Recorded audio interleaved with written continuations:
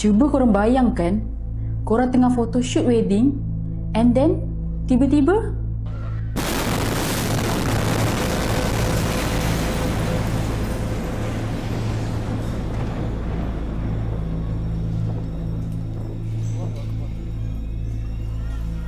Assalamualaikum dan selamat sejahtera kepada warga kerja.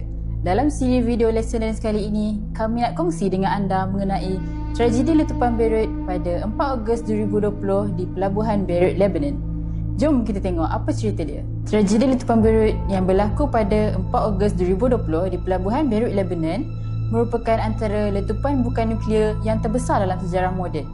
Insiden ini berpunca daripada penyalaan bahan kimia amonium nitrate yang disimpan secara tidak selamat di gudang pelabuhan, mengakibatkan kemusnahan besar, kehilangan nyawa dan krisis kemanusiaan serta politik yang berpanjangan. Peristiwa ini menjadi simbol kegagalan sistem keselamatan industri dan ketelusan pentadbiran dalam menangani bahan berisiko tinggi. Kejadian bermula apabila sebuah kapal kargo MV Roses yang membawa kira-kira 2,750 tan amonium nitrate berlabuh di Pelabuhan Beirut pada tahun 2013 selepas mengalami masalah teknikal ketika dalam pelayaran dari Georgia ke Mozambik. Kapal tersebut kemudiannya ditahan oleh pihak berkuasa dan bahan kimia itu disimpan secara tidak selamat selama lebih 6 tahun di Gudang 12, berhampiran gudang lain yang turut menyimpan bunga api serta terletak di kawasan bandar yang padat menjadikan lokasi tersebut berisiko tinggi. Antara tahun 2014 hingga 2017, beberapa amaran rasmi telah dikemukakan oleh pihak berkuasa bagi menuntut agar bahan tersebut dilupuskan dengan segera, namun tiada tindakan diambil. Pada 4 Ogos 2020, sekitar jam 5.55 petang, kebakaran kecil dilaporkan berlaku di gudang berhampiran dan pasukan kecemasan bertindak tanpa mengetahui tentang kewujudan sejumlah besar amonium nitrate yang disimpan berdekatan. Api kemudiannya merebak dengan pantas sebelum mencapai bahan tersebut. Dan pada jam 6.07 petang, berlaku letupan besar yang mencetuskan gelombang kejutan sejarah gempa bumi berukuran 3.3 magnitud, memusnahkan kawasan sekitar serta meninggalkan kawah besar di kawasan pelabuhan. Letupan di Pelabuhan Beirut mengorbankan sekurang-kurangnya 218 nyawa, mencederakan lebih 7,000 orang dan menyebabkan hampir 300,000 penduduk kehilangan tempat tinggal. Ramai mangsa mengalami PTSD, kemurungan dan trauma berpanjangan.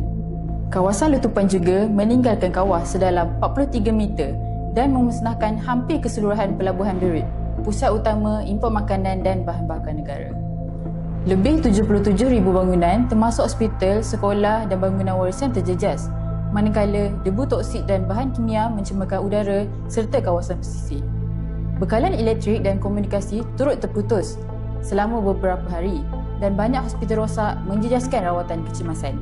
Dari segi ekonomi pula, kerugian dianggarkan melebihi 15 bilion USD dengan gangguan besar terhadap bekalan makanan dan ubat-ubatan serta kehilangan ribuan pekerjaan. Tragedi ini turut mencetuskan kemarahan rakyat terhadap kerajaan atas kecuaian dan korupsi hingga membawa kepada peletakan jawatan Perdana Menteri dan Kabinet serta kehilangan kepercayaan rakyat terhadap pentadbiran negara.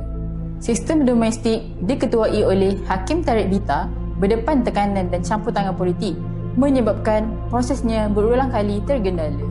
Pada tahun 2025, siasatan disambung dengan penemuan baharu mengenai punca penyimpanan amonium nitrate dan pertuduhan terhadap 10 individu termasuk pegawai keselamatan dan kastam.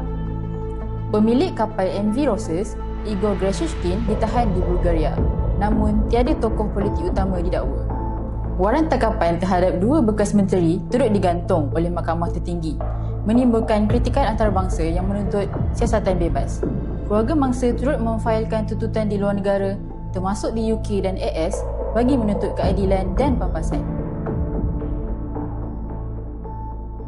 Yang pertama, pengurusan bahan berbahaya yang lebih sistematik.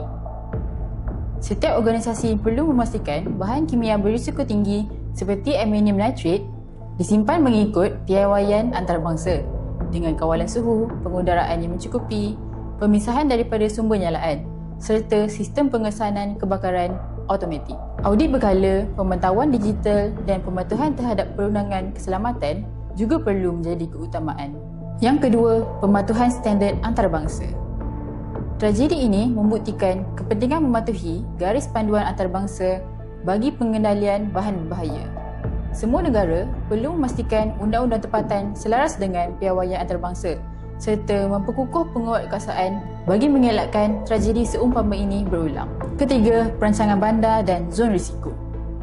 Bahan berbahaya tidak boleh disimpan berhampiran kawasan berpenduduk. Penilaian risiko dan pelan zon keselamatan perlu diwujudkan dan diperbaharui bagi memastikan jarak selamat antara kawasan industri dan kediaman awam. Keempat, kesiapsiagaan dan tindak balas kecemasan.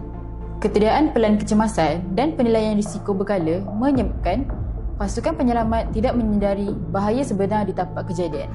Semua kawasan industri dan pelabuhan perlu melaksanakan audit keselamatan serta latihan kecemasan secara berkala bagi memastikan semua pihak tahu bahawa tindakan yang perlu diambil semasa insiden berlaku.